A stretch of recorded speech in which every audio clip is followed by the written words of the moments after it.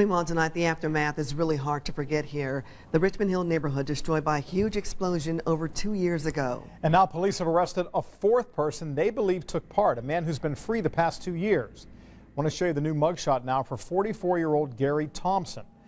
Prosecutors could file murder charges against him tomorrow. Now, they do believe he took part in the Southside explosion in a conspiracy to collect insurance money.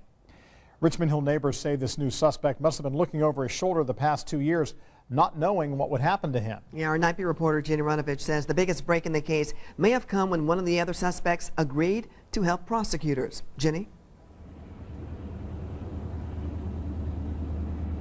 Well, we're talking about that recent plea deal involving Monserrate Shirley. She agreed to plead guilty to 2 counts of conspiracy in exchange for testifying against the Leonards in this case.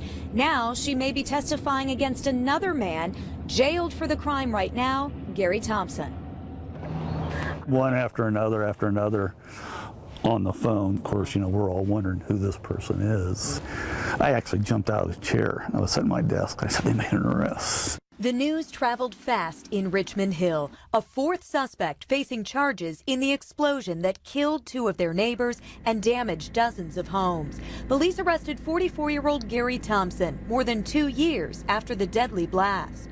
Oh, I've been looking over my shoulder for 2 years if I was that person. Neighbors knew there was a potential fourth person out there. Police had said that was a possibility too. Then, in her plea agreement, Monserrate Shirley described how she and her boyfriend Mark Leonard and his brother Bob Leonard conspired to blow up her home for insurance money.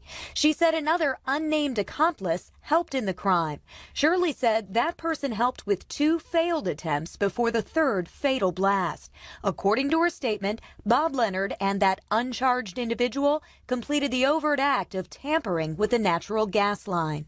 Finding out another attempt had been tried prior to the 2 that we had already known about, I think it makes the people in here mad. I know it made me mad that so many attempts had tried prior to that. This fourth suspect, Gary Thompson, does have a criminal past, but they were low-level crimes. An OWI, driving while suspended, a habitual traffic offender.